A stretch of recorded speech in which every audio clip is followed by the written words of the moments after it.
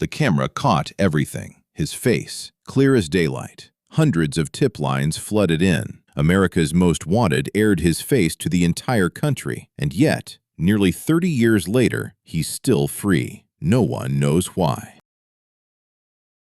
If you've ever driven Interstate 80 across America, you've probably passed through Cozad, Nebraska without noticing. It's a small town, population around 4,000, sitting in the middle of the endless cornfields of the Great Plains. Nothing about it demands your attention. People are born there, grow up there, and most of them die there, quietly, the same way they lived. Leah Rowlands was part of that quietness. 41 years old, an ordinary woman by every measure. She worked at the Amoco gas station right off the highway. Simple work, familiar work, the kind where every day looks exactly like the one before it. Long-haul drivers stopping to fill up, locals grabbing cigarettes or a morning coffee. Leah stood behind the counter, exchanged a few words, made change, said goodbye. She wasn't a person of big stories. She was a person of ordinary Mondays. March 10th, 1997 was a Monday. The morning was cold and gray in the way Nebraska winters are, the kind of cold that gets into your bones, not just your skin. The temperature was below freezing. Wind off the plains pressed flat against the gas station windows. Leah came in for the morning shift, the same as always. She had no way of knowing it was the last morning of her life.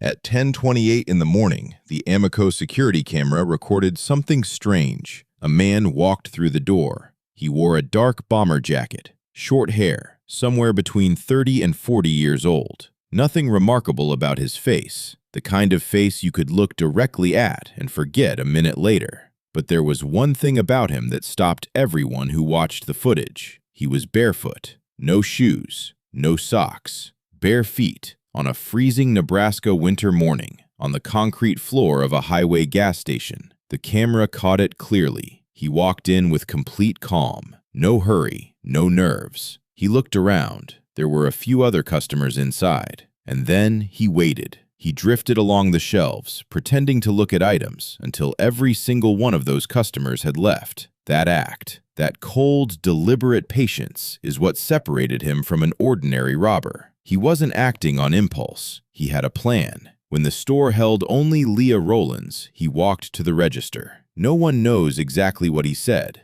The camera had no audio, but the sequence of what followed is unmistakable. Leah opened the cash drawer and handed him the money. It wasn't much. This was a rural gas station on a weekday morning, not a downtown bank. He took the cash. Then he ordered Leah to get down on the floor. At this point, by the logic of any robbery, the story should have ended. He had the money. The victim had complied. The exit was clear. A red Pontiac Grand Am sat just outside the door, but he didn't leave. Instead, he leaned over the counter, and he shot Leah Rowlands 3 times. The camera recorded all of it. Then he walked out the door, got into his car, and drove away, calm, unhurried, as though he'd just bought a cup of coffee.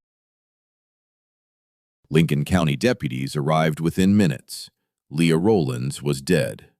They recovered the security tape and immediately understood they were dealing with something unusual. In most armed robberies, the suspect avoids the camera, pulls a hood low, wraps a scarf around their face, stays in the blind spots. This man did none of that. He moved through the store openly, his face turned toward the lens at multiple angles. It was the kind of footage that, by every conventional expectation, should have destroyed his freedom within days. Police released his image across the region, then statewide, then nationally. In 1997, America's Most Wanted, one of the most watched television programs in the country at that time, aired the Leah Rowlands case in full. Hundreds of calls came into the tip line. Nebraska investigators received leads from across the country. None of them led anywhere. In 2002, America's Most Wanted aired the case a second time, this time with digitally enhanced footage, sharper and clearer than before. More tip lines, more leads, still nothing.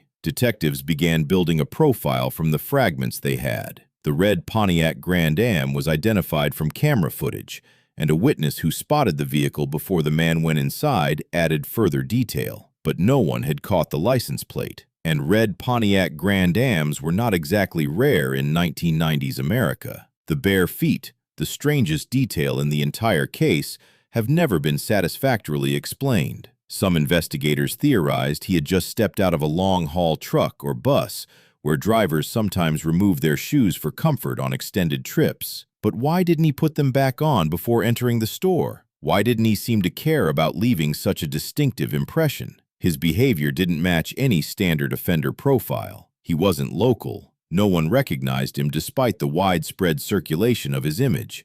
That suggested he was passing through on Interstate 80, possibly a long-distance driver or someone crossing state lines. But millions of people traveled that route every year, and none of them stepped forward.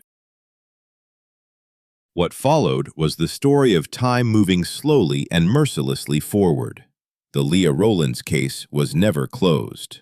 But it never moved much forward either. Lincoln County investigators pursued every lead seriously, at least in the early years. Detectives conducted dozens of interviews. They traced vehicles. They cross-referenced criminal records against the composite image. Nothing produced enough evidence to charge anyone. The months became years. The detectives who first worked the case retired. It passed to new hands, and then to newer hands still. The file grew thicker, not because of progress, but because of the accumulation of dead ends. There were moments that looked like breakthroughs. A caller claimed to recognize the man. Investigators pursued it. No confirmation. Someone submitted a photograph of a person resembling the composite sketch. Another dead end. The expansion of the national DNA database in the 2000s and 2010s brought renewed hope, but his DNA was not in the system. Facial recognition technology grew more sophisticated, but footage from 1997 carried the resolution limits of analog-era security cameras. And he, wherever he was, never made the kind of mistake that puts someone in the system. Maybe he was dead. Maybe he was still alive somewhere, carrying the secret of that Monday morning in March 1997 in Cozad, Nebraska. Leah Rowlands' family has been waiting 28 years. 28 years with no name, no reason, no explanation at all for the simplest question the case has ever asked. Why? Because that is the question that truly haunts this case. Not just who did it, though that remains unanswered too, but why? Leah handed him the money. She complied. She did everything that people are told to do when they face a robbery. Don't resist. Don't be a hero. Let them take what they want and walk away. But he didn't walk away. He had no practical reason to kill her. The robbery was done. She was on the floor. He had complete control of the situation, and he still pulled the trigger. What does that mean? Did he come to that gas station intending to kill from the very beginning, and the robbery was just a cover? Or did something happen in that moment, something the camera couldn't capture, that made him decide not to leave a witness? Or, and this is the possibility that is somehow the most disturbing of all, was it simply who he was? Those questions have no answers, and they may never have any. Lincoln County, Nebraska still carries Leah Rowlands' case as unsolved in their records. The Crime Stoppers line remains open. The reward for information leading to an arrest is still maintained. But the years keep passing, and the barefoot man in the bomber jacket who walked into a Nebraska gas station on a winter morning in 1997 remains a face without a name. A mystery that technology, resources, and time have not been able to break. The camera recorded everything, but sometimes seeing everything isn't enough. If you recognize this face, or if you know anything about the murder of Leah Rowlands, please contact the Lincoln County Sheriff's Office or Crime Stoppers in Nebraska. Leah Rowlands deserves to have the name of the person who killed her, and her family deserves an answer. If this case reached you, share it. Sometimes the answer to a 30-year-old case is sitting with the next person who watches. We'll see you in the next one.